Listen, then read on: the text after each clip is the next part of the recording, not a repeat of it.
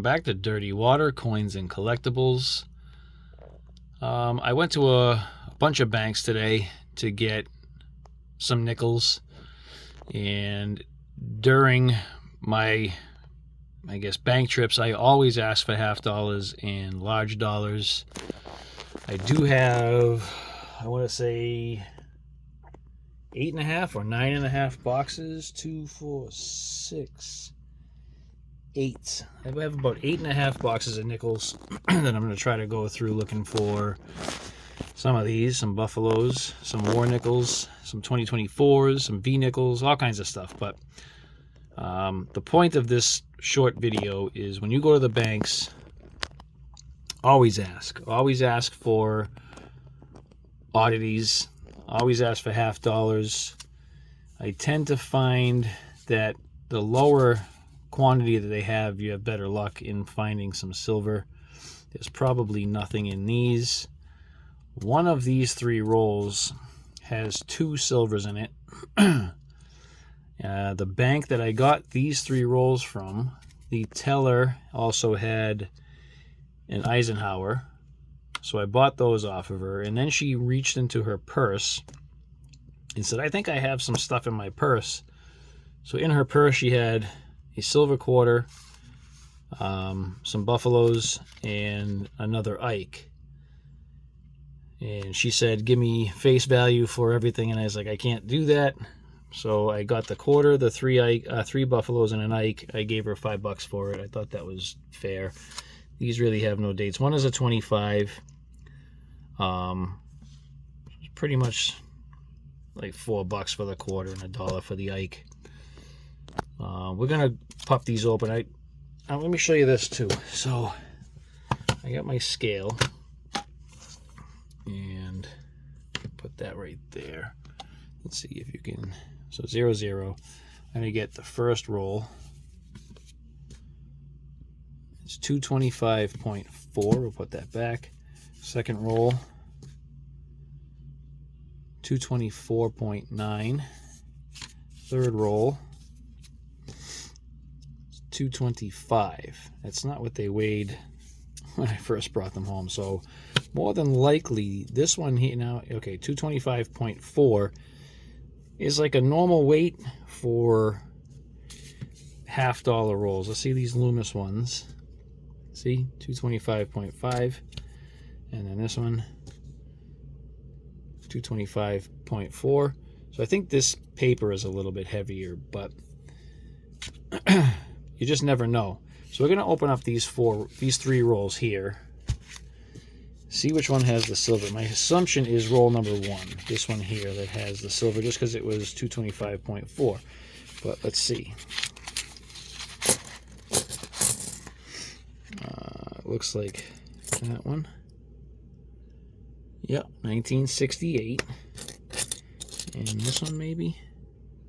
There we go, 1967.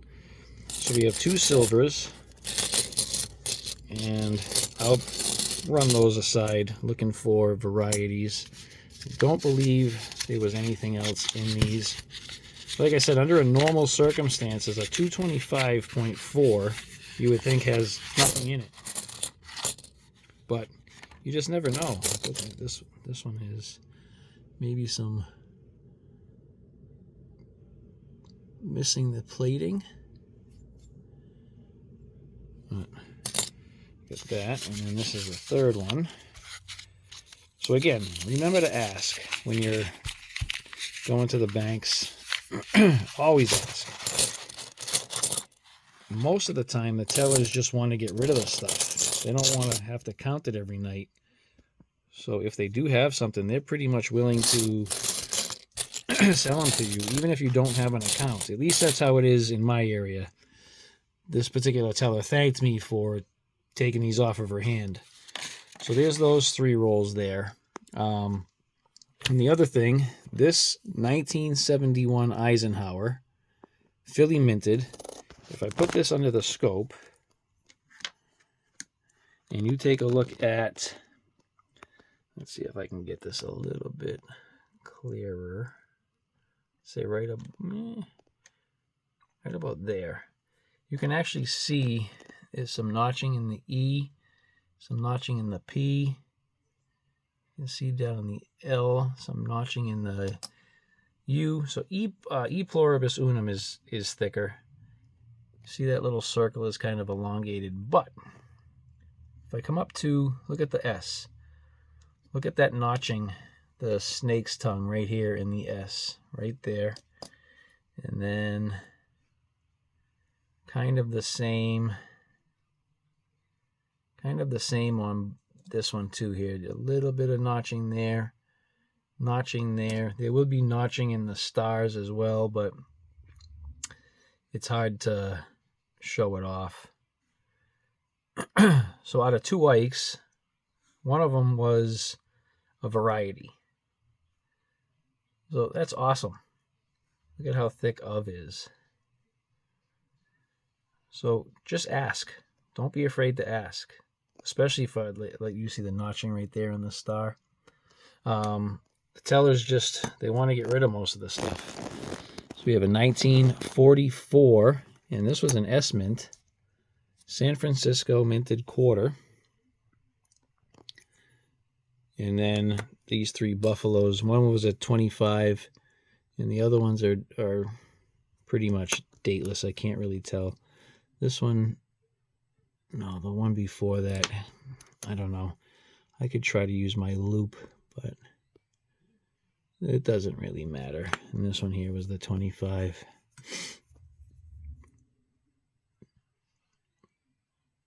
That's it. Just be up front with them. I'm just looking for large dollars. I try to bring a large dollar with me when I go to the banks.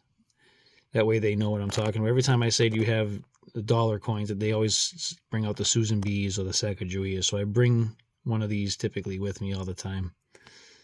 Let me get into the half dollars. I'll break these open. If I have something in here, I'll bring you in. I highly doubt it. And I had 10.50 in here. These were regular too. But I will look for varieties. If I have anything else, I will be right back. All right, so out of all of those half dollars, I got a couple of 1984 Phillies. And these are 84p, like I just said. I was repeating myself. But we've got notching in the U, in the R, in the T. We've got notching in the G. You can see it right there, right there, right there. In the N, there, and right there. Right there. In the I. You can see it clear as day in the L. You can see it in the I right there. In the bottom of the B. The E is thick, notching at the top up there. Notching at the lower portion of the R. This one's good. Notching at the bottom of the T. And the Y is kind of thicker but not notchy, if that's a word. And this is another one, 84. Same thing, notching at the bottom of the R, the T, the top of the U, bottom of the E, the G, the D, the N again, the L, the I, the B, thickness in the E. Don't see as much doubling on that R. Down the bottom of the T, thickness in the Y. So we have two 84 Phillies double dies. And that does it. So we had all of those and these. So again, ask your tellers. More than likely, if they do have the stuff, they want to get rid of it. So don't be shy. And that's it. I hope you enjoyed this video. Please give it a thumbs up. Be sure to subscribe if you haven't done so yet. Hit that notification bell. Let me get into these nickels. I'll see you on that one.